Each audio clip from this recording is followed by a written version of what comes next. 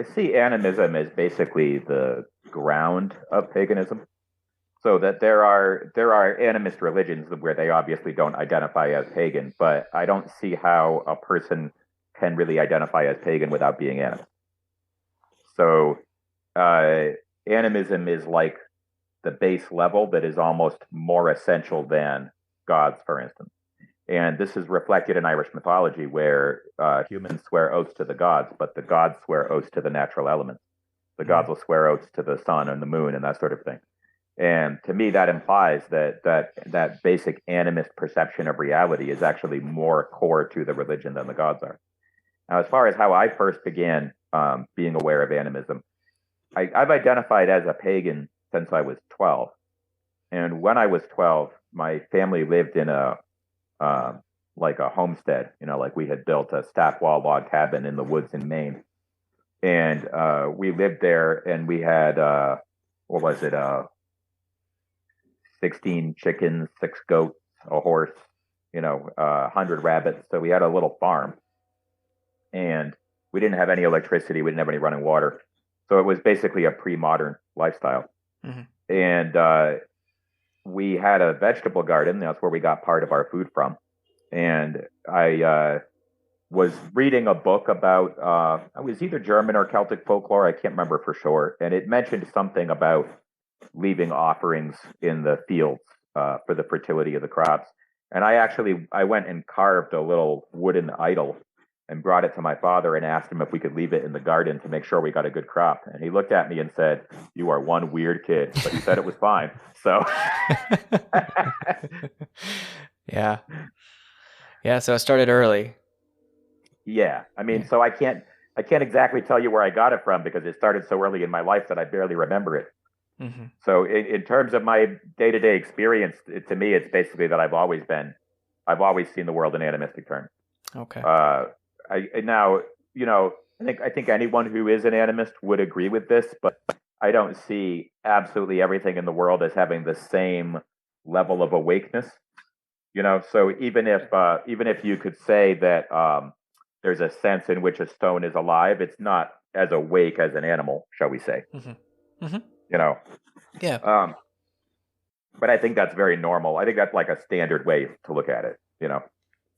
Yeah, I've always kind of, when I kind of became more familiar with animism, yeah, because, people, I would explain the idea to people, pretty basic explanation. And they're like, well, are you saying that, like, rocks are alive and imbued with spirit? Are you saying this or this? And I'm like, well, obviously, it's not about saying things are not equal, I guess, but it's more like, yeah, like you said, things are less awake or not as awake, or there isn't as much complexity of their awareness of the world. Is more of how I've looked at it. Or maybe I'm incorrect in looking at it that way, but that's how I've framed it. Yeah. Well, another Gods and Radicals writer, Cadmus, he made some really fascinating arguments in his book for a materialist conception of animism that does not assume any level of consciousness in a rock, but is still animist. Mm-hmm. And his arguments are, honestly, they're too complicated for me to remember them well enough to repeat them. So I'll just let him speak for himself and say, sure, you should read his book. But, there's different ways to be animist. I don't really identify with a completely materialist way of viewing the world, so I don't view it the way that Cadmus does. But I think the fact that he was able to articulate a materialist conception of animism is fascinating. And it shows the range of ideas that are possible in a pagan worldview. Yeah, I think it's, I'm trying to remember. John Halstead, who I've had on the podcast, he's another writer for Gods and Radicals, but I don't think he's very much of a spiritualist in any real sense. I don't know if he seems to be more of a materialist pagan, from my understanding. I don't know if that's the right way to describe his beliefs. As far as I know, but I could be wrong, but as far as I know, he identifies as an atheist pagan. Yeah, that's right. Yeah. Yeah, well, this moves on. I really do want to talk about, because he just had two books released through Gods and Radicals, mm-hmm. and one of them is a collection of poetry, If in Ruins We Must Live, and the other one is you mentioned earlier, the Book of Onei. Am I saying that correctly? Onei is how I pronounce it. Onei, I'm sorry, Book of Onei. People can say it any way they want, but I say Book of Onei. Book of Onei, okay.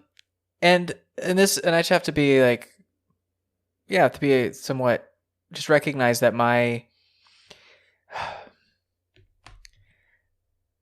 like, the book was hard for me to understand, and that's because I don't know how to say this. Like, I guess I have to be like, I guess, honest about it. It's like I have a hard time sometimes reading fantasy. I have a hard time reading um, things like this. But like the very ideas that you were from reading the kind of synopsis of it, something that you had written and just on the book page itself. Um, the book is described as an antinomian dream grimoire. Am I saying that Yes. correctly? Yeah. Yeah, antinomian dream grimoire. Yes. Okay. And it's a rare work of myth that is simultaneously fantasy and a ritual guide to your own dreaming.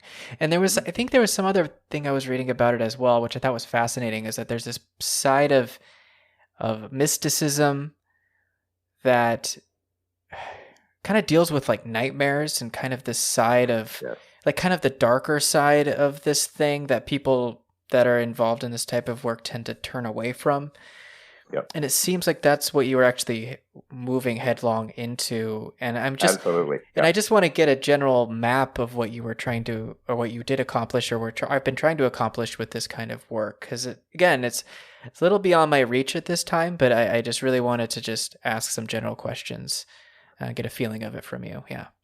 So you might remember that there's a section of the book that talks about people being light seers, earth seers, or dark seers, right? Mm-hmm. So what that page in the book is referring to is that most people who are interested in spirituality um, identify very strongly with things that are light, right? Yeah. And that means aesthetically light, and also having to do with love and positive emotions and positivity in general. And the book is not for that sort of person. The book is for people who, although they are spiritual, tend to experience pretty horrific things and experience spirituality in a dark way. And for me, for many, many years, I had absolutely horrific nightmares on a really frequent basis, sometimes more than one a night. Mm-hmm. And because these nightmares wouldn't stop, I mean, they were constant for many years, I eventually started to teach myself how to do things with the nightmares rather than just suffer from them. And I started interpreting the nightmares as spiritual experiences and the entities in the nightmares as spirits. And I started interpreting them not just as threats, but as teachers of some kind. Frightening, challenging teachers, shall we say. Yeah. And the idea was, well, if you don't have any choice anyway, but to be chased after by nightmares, maybe there's something that you can do with them that will turn out to be useful for you. And that produced a lot of poetry and some like strange short stories, shall we say. And for several years, I was putting together that poetry and those short stories into the Book of Onei. The version that was published is probably the 8th or 9th draft, maybe the 10th or 11th draft, I'm not sure. There's many previous drafts of it. And slowly trying to figure out how to present all this poetry and all this short fiction that I'd created inspired by these dreams in a way where I could show people some of the things that I felt that the dreams had taught me, but not to just say them out directly. And the reason I didn't want to, there's two main reasons I didn't want to say them out directly. One is that I had a conversation with a friend a number of years ago where they were asking me questions about some of my practices, and I just started talking about them openly. And they misunderstood or misinterpreted some of the things I was saying, and they started saying things that really frightened me. They started making me think that they were taking what I said in a very bad way, in a way that could lead to them harming themselves. And I then thought, some of these ideas, it's not that safe to be really direct about. And maybe it's because maybe the danger here is because I was just saying it. They didn't get these things themselves through spiritual practice. I just told them.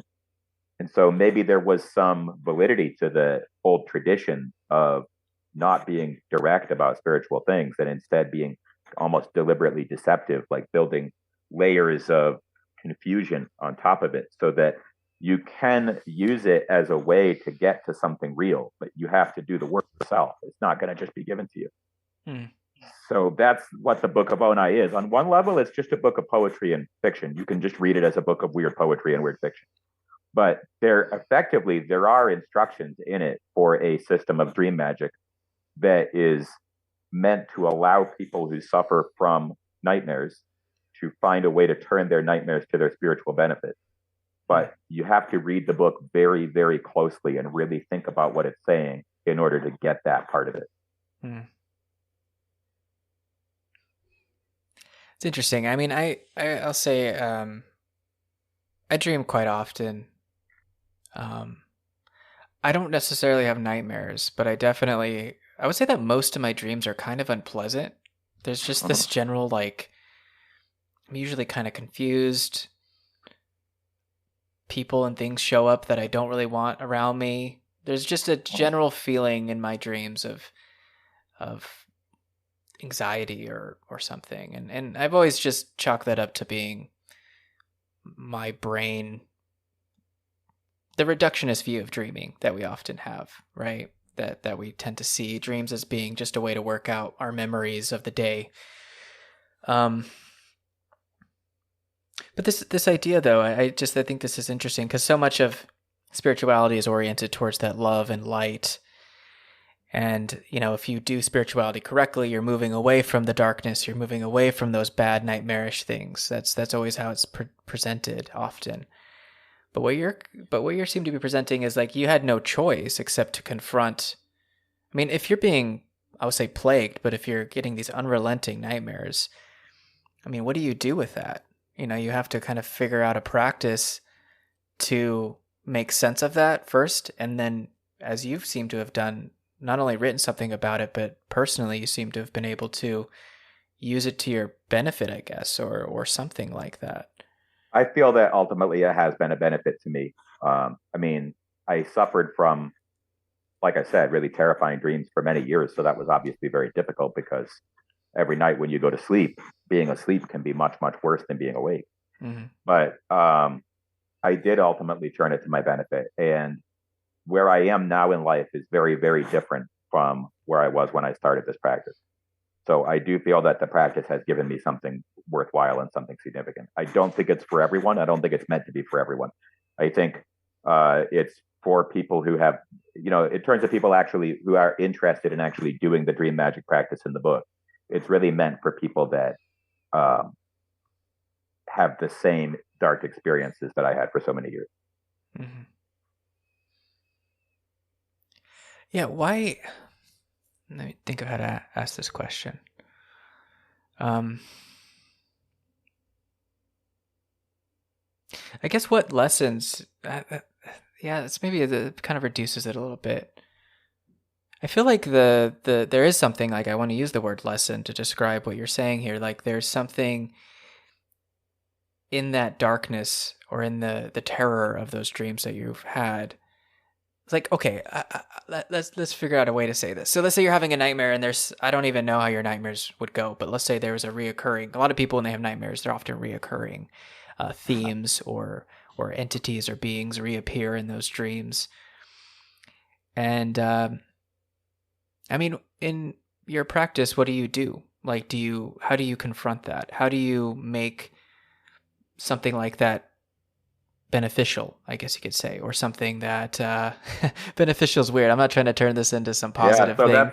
That's exactly the sort of thing I don't want to be too clear about because it is deliberately obscure in the book. Okay. There are sections of the book that deal with different approaches. So, for example, there's a section of the book about dream exorcism, and that has to do with techniques for directly combating threatening spiritual entities in a dream. But that's only one level. There's another level, which is dream alchemy, which is transforming what you see in the dream into something else, or transforming yourself into something else. So there are different levels to the practices that are described. And there may be a dream where the only thing you can do, because it's the only thing that occurs to you since you're asleep and not thinking clearly in the first place, is to fight this threatening entity. But that's a very limited practice, and it won't ultimately resolve it. If you just fight the negative entities you see in dreams, ultimately that negative entity will keep appearing and appearing. That won't actually resolve the issue. So you have to move beyond that, and you have to find a way to see even the most terrifying entity that you see in a dream as potentially having something to offer you, whether it knows it or not. Mm-hmm. Okay. Yeah, I kind of did the thing that your friend did when he asked for, your specific, and you're like, yeah, you're doing the thing, man. Yep. Yeah, I'm doing the thing. But it's interesting because I've had a few experiences when I was younger, especially where I was being chased by entities in my dreams that were invisible and they were holding on to me. And the more I fought back, the harder they held on to me. And I've had a few things since then, but it seems like in those experiences, it's like you're almost too terrified to even think clearly in those situations. So I imagine that, especially if you're having reoccurring nightmares, which I haven't experienced, but if that's happening over and over again, you probably have plenty of time to develop those practices that you're describing. Well, there is one practice that I can be really direct about and recommend to anybody that has frequent nightmares, particularly if they feel that what they're seeing in the nightmares is not just a dream, but has some spiritual element to it. Mm-hmm.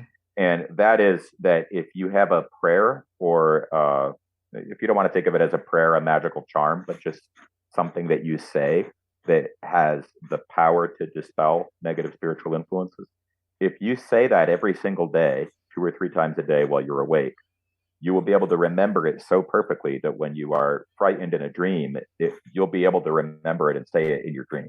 Mm-hmm. And when you do, it will wake you up out of the night.